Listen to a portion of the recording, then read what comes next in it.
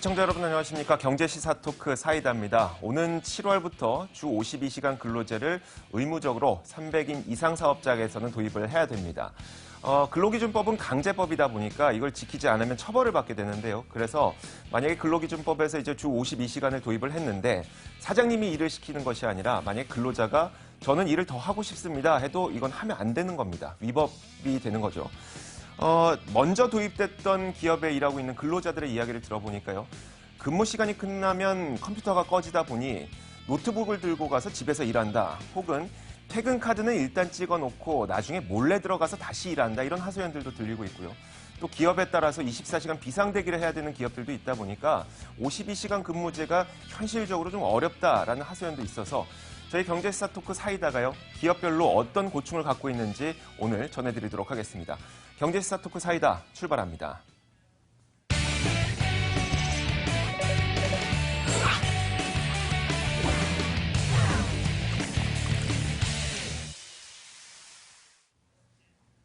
자, 오늘 이 세 분과 함께 이야기를 나눠보겠습니다. 최영일 경제시사평론가 그리고 머니투데이 방송 강은혜 기자와 박소영 기자 나와 있습니다. 어서 오세요. 안녕하세요. 안녕하세요.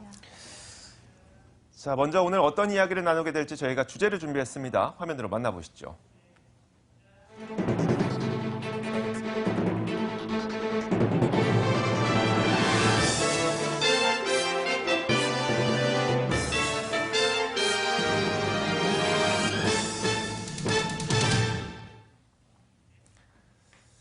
자, 저희가 주 52시간 근로시대에 그 기업들이 실제 어떤 고충을 겪고 있는지 그 기업 현장을 하나씩 방문을 해볼 텐데 먼저 평론가님, 네.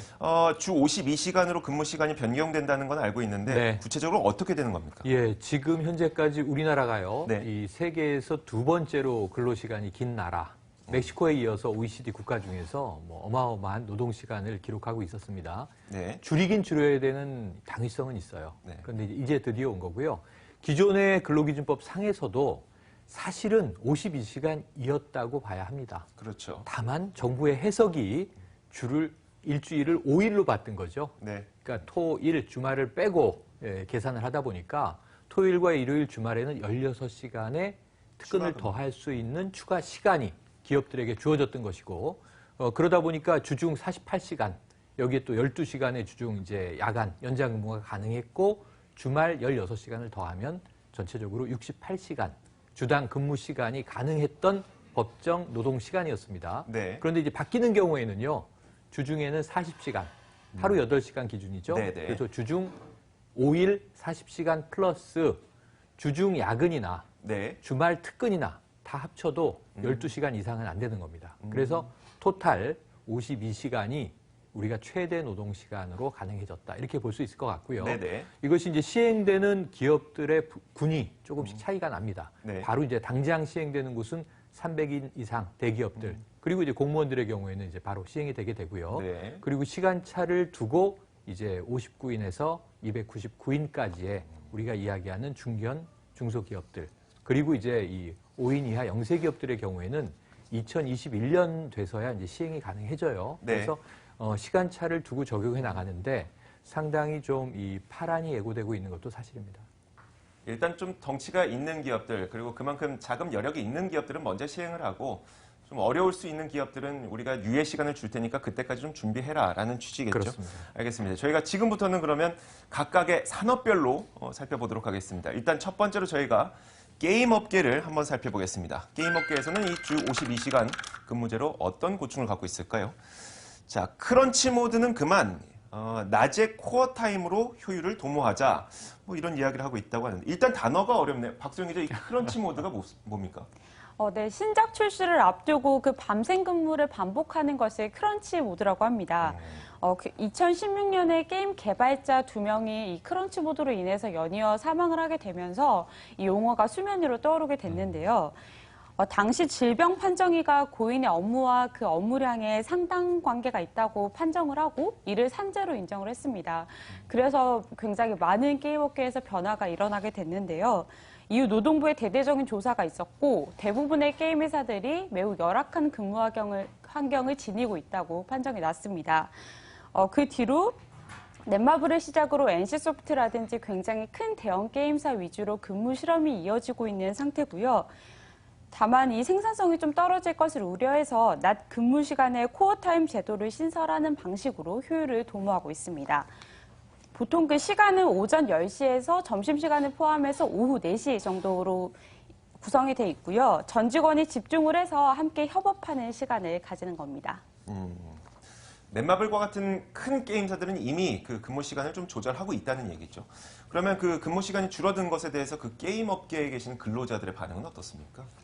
네, 아직은 좀 매우 초기 단계이기 때문에 대형 게임사 위주로 이런 실험이 이뤄지고 있고요. 넷마블 게임즈의 경우는 지난해 2월에 업계 최초로 야근과 주말 근무를 금지하도록 했습니다. 그리고 뭐 건강검진도 확대하는 등 굉장히 돌연사나 이런 거에 대비해서 많은 대비책들을 내놓았고요.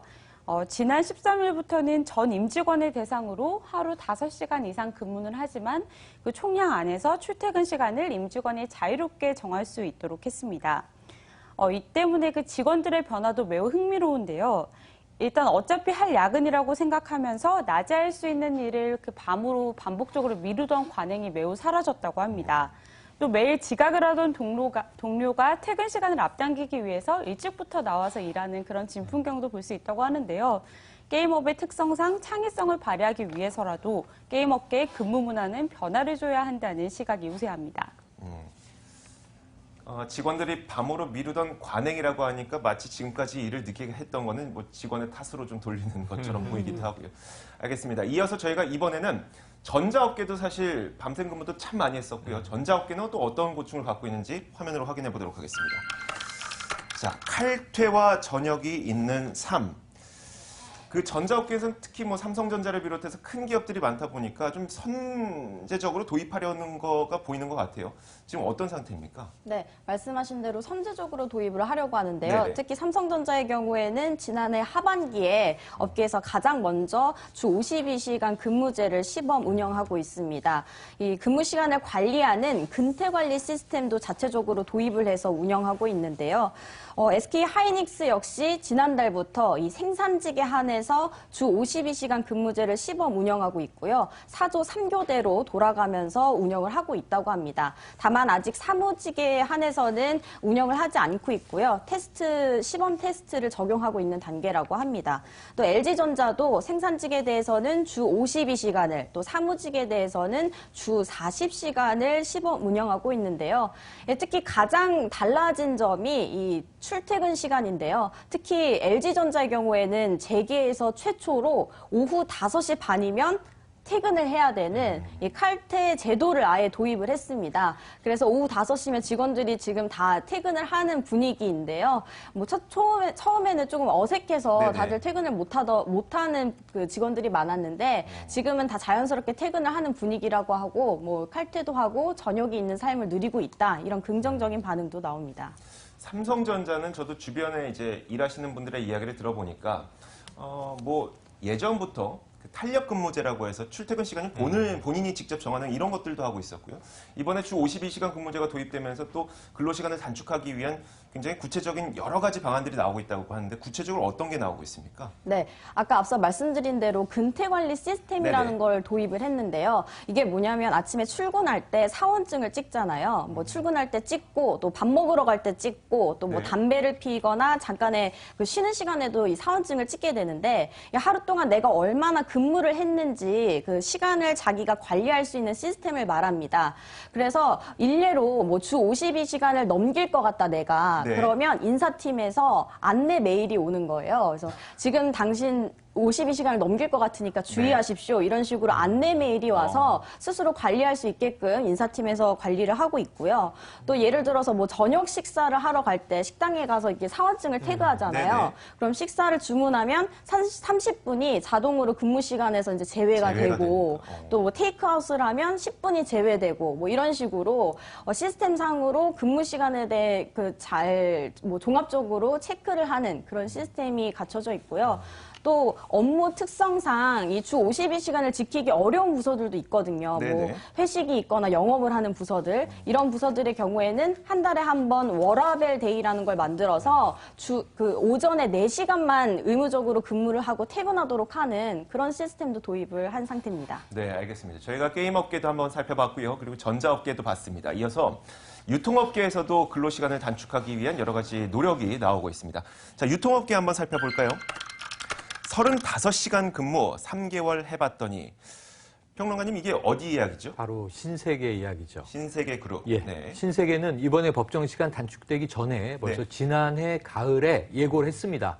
신세계는 파격적으로 하루에 7시간만 일하겠습니다. 네. 그래서 주당 35시간인데요. 근데 이게 우리나라에선 야, 혁신적이다 이런 네. 생각을 했지만 이게 9 to 5예요. 네. 점심시간 빼고 하루 7시간. 이게 80년대 제가 들었던 돌리 파튼이란 가수의 노래입니다. 9 to 5가. 그러니까 미국 사회는 이미 9 to 5가 일반적이었다는 거죠. 네네. 한 30년 전부터. 근데 우리는 어쨌든 신세계가 선도적으로 도입을 해서 3개월을 해본 거예요. 네. 문화가 많이 바뀌었습니다. 여러분 이마트 본사를 한번 체크를 해보니까요. 네. 우선은 회의 시간이 줄었어요. 회의를 기존에 2시간씩 하던 걸 이제 회의도 압축적으로 해야 되는 겁니다. 평균 1시간. 그리고 회의실 이용 빈도가 하루에 3번이었다면 네. 하루에 1.5번으로 준 겁니다. 회의할 시간이 없는 거죠. 네. 각자 업무를 처리해야 되니까. 그리고 본사의 경우에 야근율이 이 지난해까지는 32% 정도가 야근을 했다고 해요. 3분의 1은 야근을 했는데 올해는 0.3%. 야근하는 사람은 1%도 안 된다. 네. 그러니까 문화가 많이 바뀐 겁니다. 그래서 이제 퇴근을 하면 뭘 하나 워라밸을 하는데 네. 피트니스 이용자가 늘었습니다. 이 사내에 피트니스가 있는데 기존에는 한 130, 40명 정도가 운동을 했다면 지금은 이제 운동하러 오는 사람이 한 200명은 됩니다. 그러니까 자신의 건강을 챙기기 시작했다. 이런 기존 이제 문화의 변화를 느낄 수 있는데 자, 뭐 하지만 또 반대급부도 있을 것 같습니다. 네네. 유통업 얘기를 하다 보니까 전 눈에 떠오르는 게요. 뭐 매일 집에 찾아오는 택배 아저씨들 생각을 해보면 네. 이분들은 근로시간 단축이 지금 쉬운 분야가 아니거든요. 그래서 신세계의 문화가 유통업계 전반에 확산되면서 자리 잡길 기대해 보지만 이 빛이 있는 만큼 그늘도 있다. 이것도 우리가 좀 당분간은 예의주시해야 될 것 같습니다. 사실 신세계 그룹에 소속되어 있는 이제 배달 운송 기사님들은 어떻게 되는지 잘 모르겠습니다만 그냥 일반 택배라든지 아니면 네. 그런 분들은 또 개인 사업자인 분들도 꽤 많으니까요. 아마 양극화가 적용, 되는 거죠. 네, 안 될 수도 있겠죠. 알겠습니다. 뭐 본사 야근율이 32%에서 0.3%로 떨어졌다고는 하지만 네. 이건 컴퓨터를 꺼버리니까 그렇죠. 컴퓨터를 꺼버리니까 네, 어쩔 네. 수 없이 줄어든 것도 있을 거고요. 근로시간이 단축되면 이제 근로자 입장에서 참 좋지 않은 게 회의 시간 준 건 굉장히 좋을 것 같아요. 그러니까 위에서 잔소리하는 거 좀 안 들을 수 있으니까. 근데 그 제한된 시간 속에서 내가 밀려있는 일까지 모두 다 처리하는 것은 업무 강도가 너무 세질 것 같거든요. 그렇습니다. 그런 이제 청와대 청원 게시판에 이 국민청원이 올라왔는데 네. 신세계의 직원이라는 이 자기의 신분을 공개하고 아주 좀 가슴 아픈 얘기가 있어요. 읽어드리면 신세계 푸드에서 근무하고 있습니다. 매일 출근해서 화장실도 맘 편히 못 가고 과도한 업무량 때문에 쉬지도 못하고 근무하고 있다. 자, 업무 시간 내에 처리하지 못한 일을 업무 시간 외에 무료 봉사로 처리할 수밖에 없는 심정 아십니까? 이렇게 올라왔는데요. 아까 이제 좀 긍정적인 문화를 말씀드렸지만 네네. 화장실 이용 시간 줄었고요. 그리고 또 무엇보다도 휴게 시간이 없어졌습니다.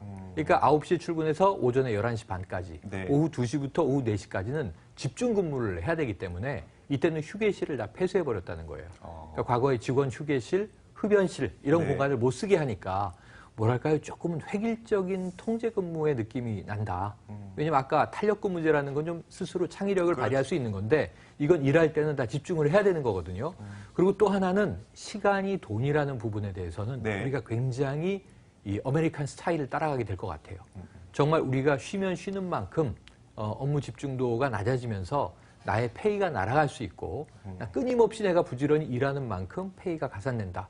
아까 말씀하신 대로 뭐 커피만 사도 시간이 30분 빠진다. 네. 모두 다 이제 전산화되는 시대에 살고 있지 않습니까? 그래서 내가 일하는 노동 시간의 가치를 어떻게 극대화할 것인가. 이걸 생산성과 연결해서 고민하는 또 이 노동자들의 이 미래의 삶을 그려본다면 사실은 이걸 셀프 매니지먼트라고 하죠. 네. 자기 경영을 스스로 해서 시간의 가치와 가격을 따져야 되는 시대로 우리가 돌입했다는 점도 분명히 이제 바뀐 문화 속에서 우리가 염두에 둬야 될 것 같습니다. 네, 알겠습니다. 자, 지금까지는 저희가 그 업계에서 어떤 변화가 있었는지를 이야기를 좀 전해드린 거고요. 그 변화로 인해서 사실 업계에서도 많은 고충을 토로하고 있다고 합니다. 어떤 고충들인지 하나씩 한 번씩 좀 보도록 하겠습니다. 자, 먼저 그 게임 업계에서는요, 실시간 오류 작업은 누가 합니까? 이런 고충을 토로하고 있고요. 전자업계에서는 기술 개발은 타이밍이 생명인데 근로시간이 단축되다 보니까 이 타이밍 맞추기 힘들다 이런 이야기도 합니다. 자, 유통업계에서는 생산성 제고가 최대 현안이다. 조금 전에 이제 최영일 평론가가 이야기해 주셨던 바로 그 부분이고요. 자, 먼저 저희가 그 게임과 IT 업계부터 한번 살펴보도록 할 텐데, 박소영 기자, 지금 이 얘기가 무엇인지 그 게임 업계에 종사하지 않으신 분들은 잘 모르거든요. 실시간 오류 작업 누가 해야 됩니까? 이거 무슨 얘기입니까? 일단 뭐 요즘 게임이 모바일 위주로 돌아가다 보니까요. 네네. 모바일 게임은 언제나 24시간 침대에 앉아서도 할 수가 있죠. 그래서 뭐 오류가 났을 때나 문제가 생겼을 경우에 바로바로 처리를 해주는 시스템이 지금 굉장히 구축이 돼 있습니다. 그래서 뭐 게임상에서 문제가 생겼을 경우 이를 접수받고 또 이 문제를 처리하는 과정에서 지금 현재 24시간 체제가 돌아가고 있다고 생각을 하시면 될 것 같은데요. 이 때문에 그 실시간으로 대응을 해야 하기 때문에 인력이 충분해야 하고 또 지금 이 52시간 근무에 돌입하면서 인력을 더 뽑아야 되는 상황이 도래하게 된 겁니다. 특성상 또 이 야근을 해야 할 경우도 분명히 있고 인력을 더 뽑는다고 해서 그 비용 때문에 또 감당이 안 되는 부분이 분명히 있어서요. 그래서 야근해야 할 경우에는 미리 신고를 하고 또 구성원의 허락을 충분히 구한 뒤에 야근을 할 수 있도록 지금 시스템을 조금씩 갖춰가는 상태입니다. 하지만 이 문제로 일각에서는 게임 회사의 경쟁력 저하가 일어날 수 있다는 그런 지적들을 하고 있는데요. 예를 들어서 그 출시 예정이던 신작의 수가 1년에 13개였다면 이를 7개로 줄이고 뭐 10개였다면 6개로 줄이고 이런 식으로 지금 게임 업계가 대응을 하고 있거든요. 네. 그래서 무리한 출시 일정을 잡지 않는 방안을 채택하고 있는데 이것이 물론 그 워라밸에도 도움이 되지만 또 어찌 보면은 생산성 하락이라는 측면에서도 접근할 수 있기 때문에 문제가 될 수 있을 것 같습니다. 또 그리고 대형 게임사는 비교적 좀 수월하게 이런 대응을 하고 있는 편이지만 중소 게임사들은 아직 방향을 잡지 못하고 있는 상태인데요. 이 때문에 제도 확산을 기대하기에는 좀 더 시간이 걸릴 것으로 예상됩니다. 게임 업계의 직원들의 근로 환경을 좋게 개선시켜주기 위해서 근무 시간을 줄이게 된다면 게임이 줄어든다. 출시하는 게임이 줄어든다.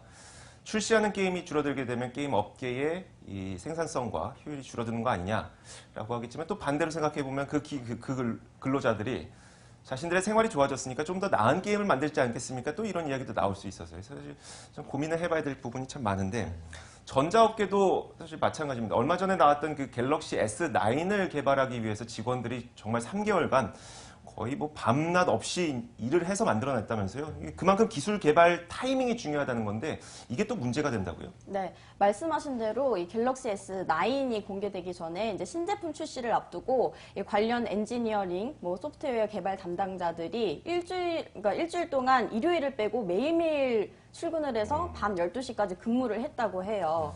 왜냐하면 이게 한국에만 출시되는 게 아니라 뭐 미국, 유럽, 중국, 해외에도 출시가 되고 거기에 맞는 소프트웨어를 만들고 또 오류가 있으면 바로 수정을 해야 하는 작업들이 장시간 걸리기 때문인데요. 보통 이 전자업계는 이 신제품 출시를 앞두고 뭐 짧게는 4개월에서 6개월, 또 길게는 1년 동안 이 R&D나 뭐 담당 소프트웨어 개발자들이 다 24시간 비상근무 체제로 돌입을 한다고 합니다. 그런 특성이 있는데 사실 이 주 52시간 근무제가 도입이 되게 되면 이런 부분에 있어서 신속한 대응이 어렵다라는 그런 우려들이 가장 많이 나오고요. 사실 우리나라의 강점이 이 신속한 대응이다라고 꼽는 부분들도 많거든요. 지금 뭐 중국이 스마트폰이나 뭐 반도체 부분에서 무서운 속도로 추격을 하고 있는데 우리나라가 뭐 주 52시간 때문에 이 개발 타이밍이 늦춰진다면 뭐 글로벌 경쟁력이 뭐 흔들릴 수 있다. 이런 위기감도 계속 나오고 있는 상황입니다. 뭐 작은 기업들에게는 해당 안 할 수도 있겠지만 큰 기업들은 사람 더 뽑으면 되지 않습니까? 라는 이야기도 많이 듣잖아요. 네. 그건 어떻습니까? 근데 이게 좀 생산직과 또 사무직을 좀 구분해서 봐야 될 것 네네. 같은데요. 말씀하신 대로 생산직의 경우에는 대기업은 뭐 돈이 있으니까 사람을 더 뽑으면 되지 않느냐 이런 네. 얘기도 나오는데요. 이 대기업 입장에서는 사실 사람을 뽑는다는 게 돈이 들어가는 거잖아요. 근데 뭐 시설 투자나 또 대형 M&A 같은 이런 자본 투자를 할 곳이 많은데 인력 충원에만 이 투자를 할 수는 없다. 그런 한계가 있다라고 얘기를 하고요. 그래서 사실 인력 채용보다는 뭐 자동화, 뭐 이런 그 업무 개선화 이런 거에 더 초점을 맞추고 있고요. 또 사무직의 경우 특히 R&D 인력의 경우에는 이 인력의 특성상 신입사원을 뽑는 것보다는 오랜 기간 경험을 하고 네. 축적된 노하우를 가진 그런 인력들이 필요한 부분이거든요. 그렇기 때문에 단순히 사람을 뽑는 문제가 아니다. 쉽게 뽑을 수도 없다. 이런 이야기들을 합니다. 네. 사실 최근에 일어났던 사건이었던 GM 사태도 사실 사람 많이 뽑아놓고 이제 생산성이 안 나오니까 또 사람을 잘라야 되는 그런 현상이 또 나타날 수밖에 없으니까요. 게임 업계는 어떻습니까? 지금 사람 인력을 추가로 고용할 수 있을 만한 여력이 있나요? 네. 일단 대형 게임사들은 그 인력을 추가 고용하는 것에 대해서 긍정적인 입장을 나타내고 있는데요. 뭐 하지만 아까도 말씀드렸다시피 중소 게임사들은 굉장히 어려운 상태입니다. 그래서 좀 더 이 효율적인 워라밸을 통해서 뭐 적은 사람이지만 그 사람들의 창의성을 발굴할 수 있는 그런 여건들을 조성을 해서 좀 더 생산성을 높이는 방향으로 효율성에 방점을 찍어서 진행이 되고 있습니다. 한마디로 더 뽑지는 않고 있는 사람 잘 이용하겠다는 얘기네요. 알겠습니다.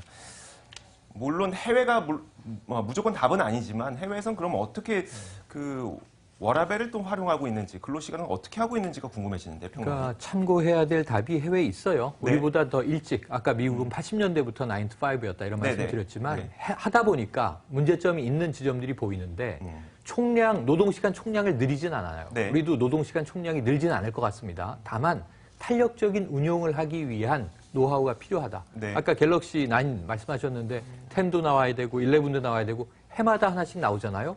그럼 개발 집중 기간에는 정말 밤샘 근무를 하더라도 그게 적어도 한두 달, 세 달 갈 텐데 그럼 개발하고 나면 개발팀은 놀아야 돼요. 네. 다음 출시작 들어갈 때까지. 그때부터는 유통이 바빠지는 거죠. 네. 전 세계 유통을 해야 되니까. 그러니까 바쁜 시기가 다 다르다는 거예요. 네. 시즈너블하게. 네. 이런 관광산업 그러면 성수기에는 손님들이 몰려오지만 비수기에는 직원들이 할 일이 없단 말입니다.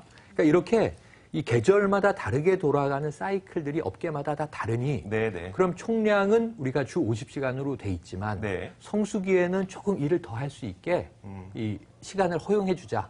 대신에 총량을 유지해서 비수기에는 7시간이 아니라 5시간만 일하고 네. 쉬엄쉬엄 일하다가 집중적으로 일할 때는 몰아서 일할 수 있는 이 규제를 좀 풀어주자는 게 있어요. 해외는 이렇습니다. EU 국가들은 4개월 이내에서 기업이 조절할 수 있습니다. 탄력적으로 시간 운영을. 단체 협약이 이루어져서 노조가 합의했다. 그럼 1년도 가능해요, 기간이. 네네. 이게 대체로 약간의 차이는 있지만 유럽 국가와 미국도 비슷하거든요. 미국은 이제 주로 끊는 게 다를 네네. 뿐이지 26주 이내에서 탄력적 이 시간 운용을 할 수 있다. 26주면 6개월이 네네. 남짓되고요. 그리고 단체 협약이 이루어지면은 52주, 1년에 살 수 있다. 근데 우리나라는 이게 좀 현재 경직돼 있는 것이 네네. 우리나라만 2주 이내입니다. 단체 협약을 해도 한 3개월 정도. 네네. 그러니까 이게 굉장히 지금 빠르다는 거죠. 네네. 그럼 2주까지는 시간을 조금 초과근로 하고 2주 지나면은 초과근로 못 하는데 다른 시간에서 근무 시간을 좀 빼시오.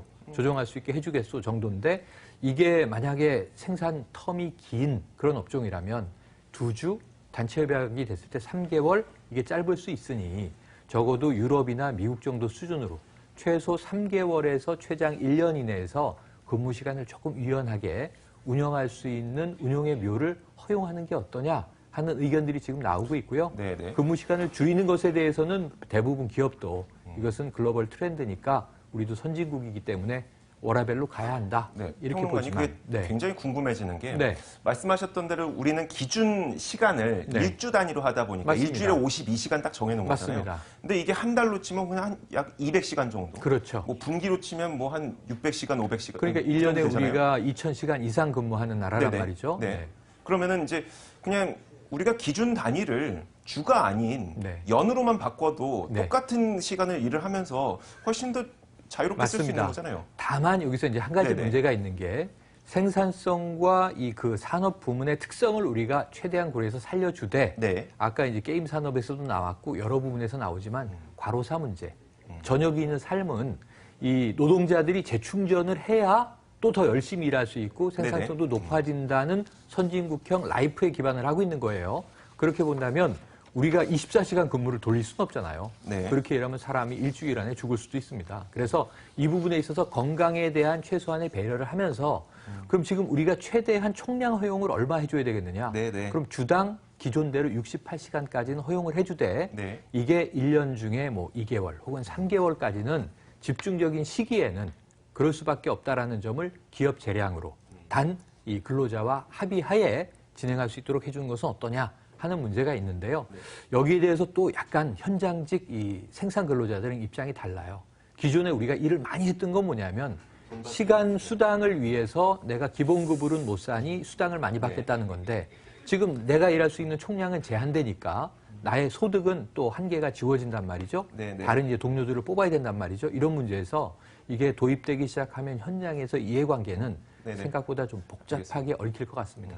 박수영 기자, 예전에는 우리가 68시간까지 일할 수 있었으니까 주간에 있는 40시간 빼고 28시간을 150%의 임금을 받을 수 있었잖아요. 그렇죠. 근데 이게 52시간이 돼버리니까 18시간이 아니라 12시간만 이제 150% 월급 받을 수 있단 말이에요. 임금이 줄어드는 걱정들도 많이 하겠네요. 네. 그 국회 예산 정책처에 따르면 정규직과 비정규직 모두 그 이번 52시간 근무가 도입되면 월 37만 원에서 40만 원가량의 급여가 좀 하락할 것으로 예상이 되고 있습니다. 특히 잔업에 의존하는 비정규직일수록 그 여파가 더 큰데요. 정부는 각 기업에서 좀 월급이 줄어드는 부분에 대해서 90% 선까지는 기업이 보장을 좀 해달라는 독려를 하고 있습니다. 이럴 경우에는 근로자 1인당 보전 받을 금액이 평균 11만 5천 원 정도로 책정이 되고 있는데요. 하지만 아직 독려책에 그치고 있고 또 이걸 모두 합치면 매월 1,000억이 넘는 금액이 들어가기 때문에 기업의 부담도 굉장히 상당한 측면이 있습니다. 그래서 좀 더 구체적이고 현실 가능성이 높은 방안이 나와야 될 것으로 보이는데요. 고용 증대 효과는 바람직한 현상이지만 이 급여 변동에 대해서도 세심한 정책이 필요합니다. 네. 자, 마지막으로 강은혜 기자, 물론 어려운 문제이긴 합니다만 근로자의 삶의 질은 또 높여주면서 기업들의 이런 어려운 점을 좀 없애줄 수 있는 방안이 뭐가 있을까요? 네. 뭐 제가 해답을 드릴 수 있는 건 아니지만 여러 이제 업계에서 이야기를 들어보면 사실 근로시간 단축제로 가는 흐름은 이제 거스를 네네. 수가 없고 선진국형 라이프로 가는 것도 맞는 방향인 것 같습니다. 다만 뭐 산업 특성 또 업무의 특성을 최대한 살릴 수 있는 방향으로 어떤 그런 가이드라인이 만들어져야 되는데요. 뭐 탄력적 근로제를 적용 기간을 1년으로 확대하는 식으로 뭐 유형 근로제나 이런 보완책들이 조금 마련이 돼야 기업과 근로자 모두 만족할 수 있는 그런 삶을 누릴 수 있을 것 같습니다. 네, 알겠습니다.